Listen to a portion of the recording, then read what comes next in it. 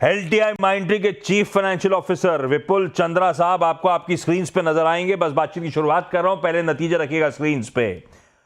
Constant currency में आए 2.3% का Q on Q jump, margin 15.5% पे रिपोर्ट करती हुई ये कंपनी, ये देखिए। और मेरे ख्याल से कांस्टेंट करेंसी में 3.25% स्ट्रीट एक्सपेक्टेशन थी बढ़ने की, 2.25% बढ़े तो थोड़ा सा डिसअपॉइंटमेंट। स्टॉक ऑलरेडी बहुत अच्छी तेजी ऑफ लेट डिलीवर कर चुका है, तो उसके बाद आज थोड़ा सा डिसअपॉइंटमेंट पे ही थोड़ा सा पनिश होता हुआ स्टॉक। आज का स्टॉक दिखाएंगे डॉक्टर साहब, क्या एक बार रखिएगा स्क्रीन पे। 4-4.5% की हल्की कमजोरी के साथ ट्रेड होता, हल्की नहीं कमजोरी तो ठीक ठाक है। खैर नंबर्स पे विपुल चंद्रा साहब से बातचीत करिए। चंद्रा साहब thank you so much CNBC आवाज के साथ जुड़ने के लिए, वक्त निकालने के लिए। एक हेल्दी Q2 कहना चाहिए मुझे तो। हाँ, स्ट्रीट को जरूर कुछ डिसअपॉइंटमेंट हो सकता है क्योंकि रेवेन्यूज पे एक मिस और मार्जिन पे एक बीट नजर आ रहा है। पहले अपन रेवेन्यू की बात करते हैं।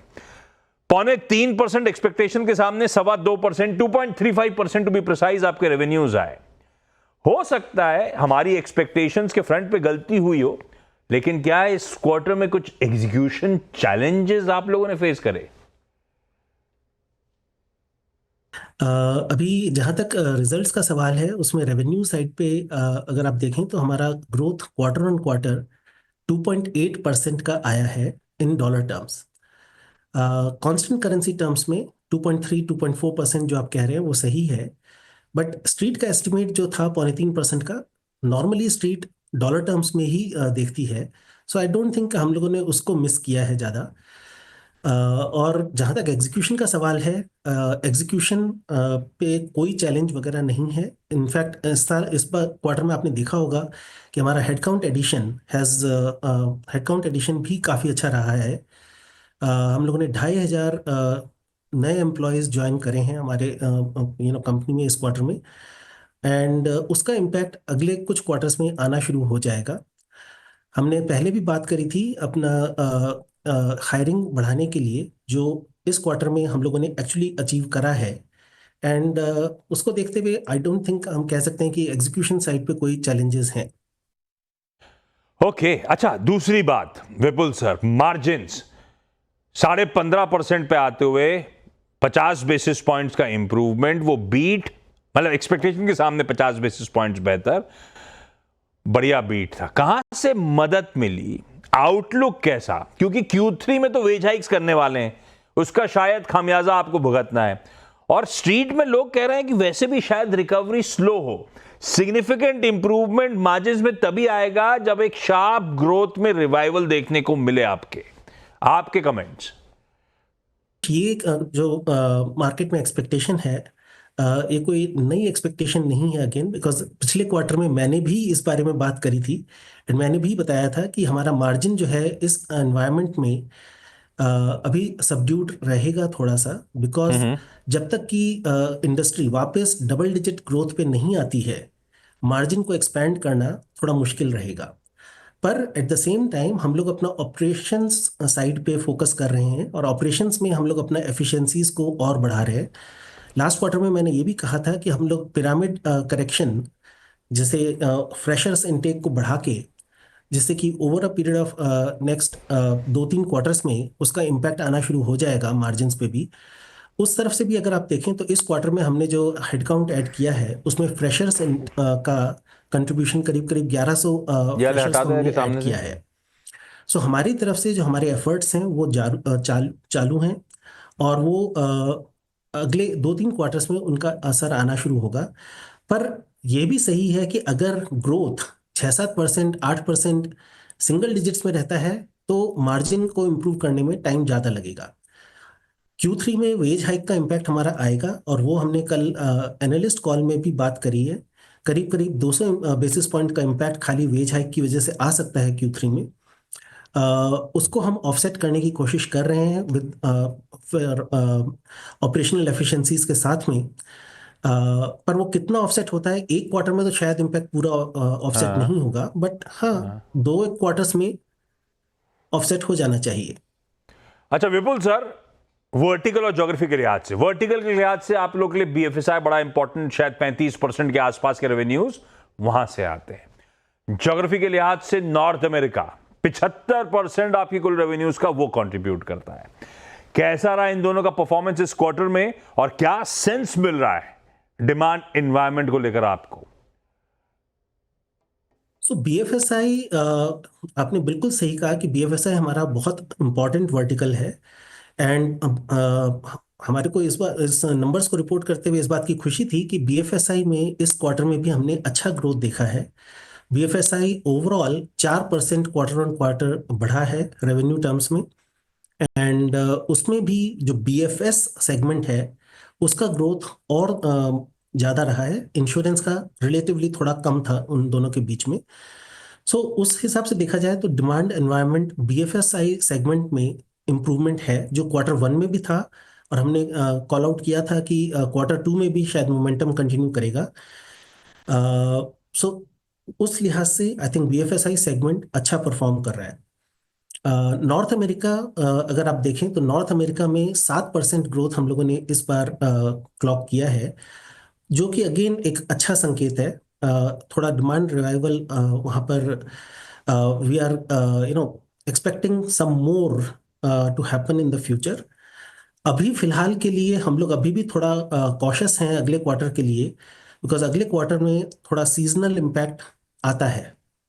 क्वार्टर थ्री अच्छा, एक हमेशा बात थोड़ा बताओ, सीजनल। ये बिल्कुल सही है, बीएफएसआई में ग्रोथ अच्छी थी, 4% क्यू ऑन क्यू आपने डिलीवर करा, पर Q2 में ऑर्डर इनफ्लोस की total contract value $1.25 billion, 7% Q on Q का डिक्लाइन। तो फिर ये क्यों सर? क्या कन्वर्जन्स में टाइम लग रहा है? क्या हम लोग एक्सपेक्ट करें सब्सिक्वेंट क्वार्टर्स में ये सब मटेरियलाइज होता हुआ नजर आएगा? ऐसा है क्या? अगर आप देखें क्वार्टर ऑन क्वार्टर तो 1.4 बिलियन की जगह 1.3 बिलियन का टीसीवी विन है इस क्वार्टर में हमारा। पर इसको अगर आप सीजन्स के हिसाब से एडजस्ट करके देखें तो पिछले साल भी Q1 के कंपैरिजन में Q2 में टीसीवी फ्लो हमारा 1.3 बिलियन ही था। सो उस हिसाब से अगर आप देखें तो year on year order flow consistent चल रहा है। Last year same quarter 1.3 billion का टीसीवी इनफ्लो था, जो इस साल भी वहीं पर है। थोड़ा इफेक्ट इस चीज़ का भी आता है कि जो डील्स हम लोग जिन डील्स पर हम काम कर रहे हैं उनमें अगर ये भी पता लग जाए कि हम सेलेक्ट हो रहे हैं उस डील के लिए, तभी भी जब तक कॉन्ट्रैक्ट साइन नहीं हो जाता है तब तक हम उसको डील विन में काउंट नहीं करते हैं। तो इसलिए थोड़ा बहुत टाइमिंग का भी फर्क पड़ता है। क्वार्टर ऑन क्वार्टर थोड़ा बहुत इधर उधर मूवमेंट होता रहता है डील विंस में। सो डील एक्टिविटी काफ़ी स्ट्रांग है। सो यस, आगे जाके कैचअप हो सकता है। दूसरी चीज एक और भी है कि डील विन और टीसीवी और रेवेन्यू ग्रोथ 100% कोरिलेशन तो नहीं रहता है। सो डील विंस जहां काउंट होती हैं वो मल्टी ईयर डील्स ज्यादा काउंट होती हैं। जो एग्जिस्टिंग कस्टमर्स में जहां काम चल रहा है वहां जैसे जैसे स्केल अप होता है, वो कोई जरूरी नहीं है कि एक अलग डील विन की तरह से करके अनाउंस हो, या थोड़े टाइम के बाद में वो डील विंस में काउंट हो जाता है, बट उसका इम्पैक्ट इतना जल्दी से एकदम सामने दिखाई नहीं पड़ेगा। अच्छा, आप बार बार कह रहे हो Q3 सीजनली वीक क्वार्टर होगा, होता है, बिल्कुल ठीक है, होता है। हम लोग सॉफ्टवेयर क्वार्टर प्राइसिंग कर भी रहे हैं, पर कितना सॉफ्ट? क्योंकि लास्ट ईयर चंद्रा सर वो फरलॉज डराने वाले थे, इस बार भी दिक्कत ज्यादा रहने वाली है क्या? ज्यादा प्रोफाउंडली स्लो होगा क्या? लास्ट ईयर का जो फर्लोज का इम्पैक्ट था वो ज़्यादा प्रोनाउंस था। इस बार हम लोग उतना प्रोनाउंस्ड इफेक्ट नहीं एक्सपेक्ट कर रहे हैं। हम लोग नॉर्मल जो उससे पहले सालों में चलता था इफेक्ट फर्लोज का, हम करीब करीब उतना ही इम्पैक्ट इस बार एस्टिमेट कर रहे हैं। पर अगेन लास्ट ईयर भी मतलब जो फर्लोज आए थे वो थोड़ा अनएक्सपेक्टेडली ज़्यादा आए थे। सो इसीलिए हम लोगों ने कल अपनी कमेंट्री में एक वर्ड यूज़ किया था, कॉशियसली ऑप्टिमिस्टिक। आई थिंक वो दैट सम्स इट अप अच्छे से उसको मतलब एक्सप्लेन करता है कि हमारी तरफ से ऑप्टिमिज्म है, but at the same time हम लोग कॉशियस भी हैं इस ऑप्टिमिज्म के बारे में, ये से देखते हुए कि लास्ट ईयर भी हम लोग ऑप्टिमिस्टिक थे और फिर सडनली कुछ हालात बदले और वो ऑप्टिमिज्म उतना अच्छा नहीं निकल पाया था। तो इस बार भी हम लोग थोड़ा कॉशियस है, पर वैसे एक्सपेक्टेशन यही है कि मोमेंटम चलेगा और फर्लो लास्ट ईयर के कंपैरिजन में कम रहेंगे। क्या वर्ड वो, कॉशियसली ऑप्टिमिस्टिक? ठीक है। अच्छा, लास्ट में जाते आते चंद्रा सर, मैं पिछले कई क्वार्टर्स के आपके Q on Q constant currency growth देख रहा था, वो ऑल ओवर द प्लेस रही है।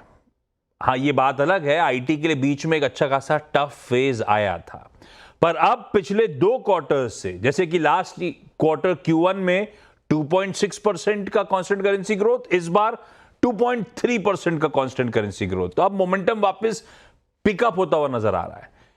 क्या हैंड ओवर हार्ट ऐसा है क्या, अच्छे दिन आ गया आईटी के, ऐसा मान लें क्या? अब वो दिक्कत वाला फेज से उभर आए हम लोग? आई थिंक अभी ये कहना गलत रहेगा, बिकॉज आईटी इंडस्ट्री के अच्छे दिन आने का मतलब है कि इंडस्ट्री में 10-12% से ऊपर का ग्रोथ आना चाहिए साल का, जो अभी भी मुश्किल दिख रहा है इस साल के लिए। हाँ, अगले साल तक अगर ये मोमेंटम कंटिन्यू करता है और इलेक्शंस के बाद में अगर हमारे कस्टमर्स जो हैं उनका आउटलुक थोड़ा चेंज होता है अपने बिजनेसेस के बारे में, उनका बिजनेस अगर थोड़ा और अच्छा करना शुरू करता है, तब शायद हम अगले साल ये कह सकें कि शायद अच्छे दिन वापस आ रहे हैं। बढ़िया कैंडिड रिप्लाईज के लिए Vipul sir, thank you so much. अभी अच्छे दिन नहीं आए हैं आईटी के, अभी भी टफ फेज से गुजर रहा है।